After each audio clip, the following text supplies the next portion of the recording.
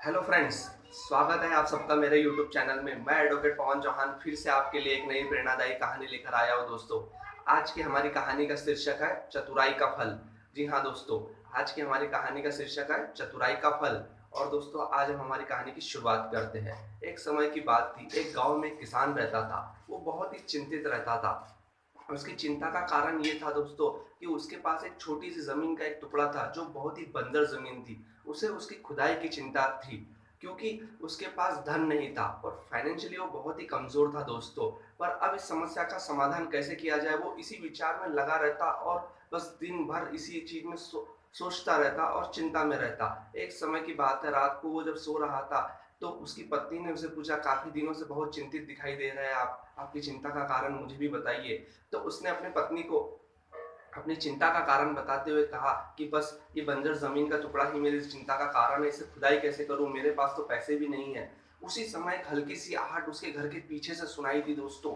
तो उसकी पत्नी को एहसास हुआ कि शायद हमारे घर में कुछ लोग या कुछ चोर घुसने की ताक में है। और जैसे ही उन्होंने अपने हिसाब से पीछे की ओर देखा तो उनका अनुमान सच हुआ कि चोर ही उनके घर में घुसने की ताक में थे। और वो चोर एक नहीं, दो नहीं, गिनती में चार थे। और ये बात सुनकर किसान बहुत घबरा गया और डरने लगा। किसान की औरत बहुत ही बुद्धिमान थी, बहुत ही चतुर थी। उसने इस भयानक समय को बहुत ही आसानी से संभाल लिया दोस्तों। देखिए किस तरह संभाल लिया। उसने अपने पति को एक खुफिया अंदाज में एक बात इस तरह की, मानो जैसे चोरों के लिए एक संदेश दे दिया हो। उसने अपने पति से कहा कि सुनिए जी, आप घबराइए मत, आपको डरने की कोई जरूरत नहीं है। हमारे घर में जितना भी धन और गहने वगैरह थे वो सब हमने उस बंजर जमीन के अंदर गाड़ रखे हैं, इसलिए हमारे घर में चोर आ भी गए तो हमें उससे कोई नुकसान नहीं होगा। चोरों ने ये बात सुन ली और चोरों ने भी सोचा कि अब इस घर में जाने की कोई जरूरत नहीं है, चलो उस बंजर जमीन की ओर चलते हैं। चोर गिनती में चार थे और बहुत ही फुर्तीले थे। उन्होंने रातों रात ही पूरे बंजर जमीन का टुकड़े को खोद डाला, पर उन्हें एक पैसा ढेला भी नहीं मिला, एक रुपया भी नहीं मिला उन्हें। और वो किसान को कोसते हुए वहां से चले गए क्योंकि सुबह होने ही वाली थी। अब उनके पास रुकना सही नहीं था, इसलिए वहां से चले गए। और जैसे ही दूसरा दिन उगा और वो किसान अपने बंजर जमीन की ओर आया तो उसने देखा, देखिए दोस्तों उसने क्या देखा।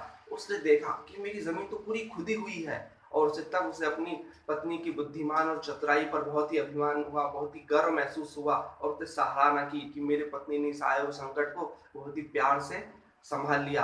अब हुआ यूं दोस्तों, चोरों को कुछ मिला नहीं। दूसरा, उसकी बुद्धिमत्ता की वजह से जिस जमीन के टुकड़े को खोदने की चिंता थी वो अपने आप ही खुद गई थी और एकाएक उसके जीवन के सारे संकट भी टल गए थे।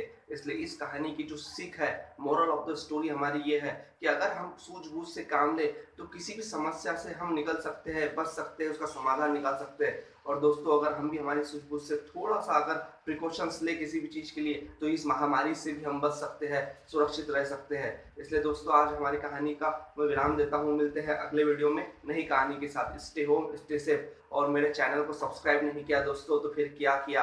वीडियो अच्छा लग रहा हो तो लाइक करें, शेयर करें, सब्सक्राइब करें। धन्यवाद। जय हिंद, जय भारत। मिलते हैं अगले वीडियो में।